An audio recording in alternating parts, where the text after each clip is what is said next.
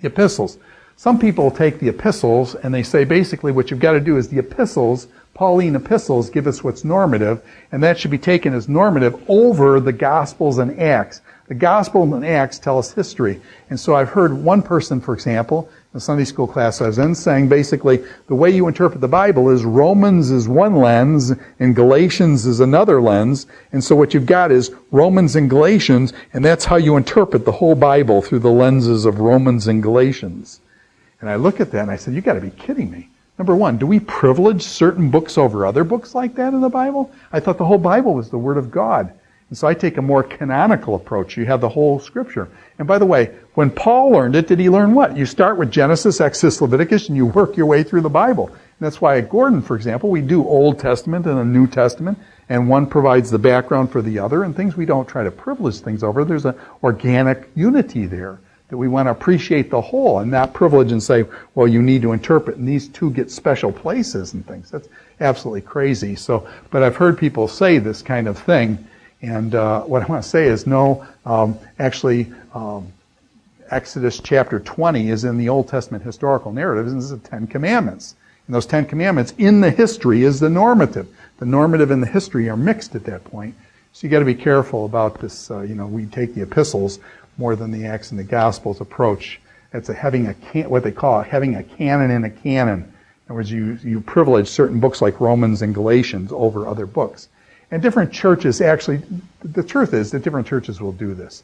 Okay, certain churches live in the Sermon on the Mount. And everything in the Bible comes back to the Sermon on the Mount, Sermon on the Mount. And all they know is a Sermon on the Mount, okay? And everything comes back to Jesus' Sermon on the Mount. Well, the problem with that is that life and the Bible is more complex than the Sermon on the Mount. So yeah, I want to say the Sermon on the Mount is one of the greatest teachings ever given and things. Yes, but you got to remember this book of Psalms, okay? You got to remember the book of Revelation. You got to remember, the book of Acts and things isn't the same as the Sermon on the Mount. So life is more complex than that. The sermons that Jesus gave and God's truth, God gave us a whole book. He didn't just give us the Sermon on the Mount. So you got to know God's whole truth in order to understand. You learn the whole so you can put the pieces in context. You learn the whole so you can put the pieces in context.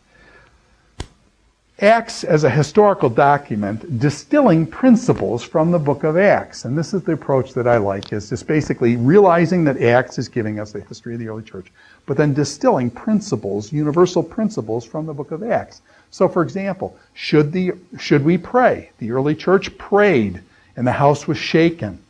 Okay, should we be people of prayer? The apostles were people of prayer. We should be people of prayer. The early church was generous in helping with open heart, with their own decision to help the poor. Should we be generous in helping the poor? Yes, we should. So you distill principles out of it. And by the way, is that the same way? Remember when we talked about Deuteronomy in Old Testament class, taking the law, the Torah, how do you take the law and apply it to today? You look at the deep principles that are taught in the history, and the deep principles then, at the deep structure level, apply to all time. And so I think this methodology helps us more, but then you've got to sort through things, because there are certain things that are just historical particulars just for that time, and there are other things then coming out of those historical particulars that give you these more universal principles and things. So, okay. Now, what I'd like to do is work a little bit here in setting up our discussion of the miracles that happened at Pentecost and the events that happened at Pentecost. And so let me just, in order to start this, just begin by reading Acts chapter 2 about the Pentecostal experience. Now there's a lot of churches actually that, as we said, there's some churches that focus only on Sermon on the Mount, Sermon on the Mount, Sermon on the Mount.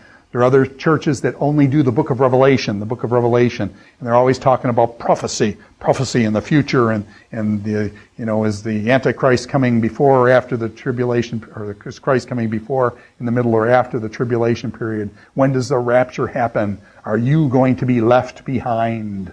Okay, and we have all this, rhetoric out of the book of Revelation, and some people get into it, and all they can see is, the tribulation. Oh, it's going to be terrible. They're going to put chips in your brain and in your hands, and going all this stuff and getting all upset about things because they only studied that.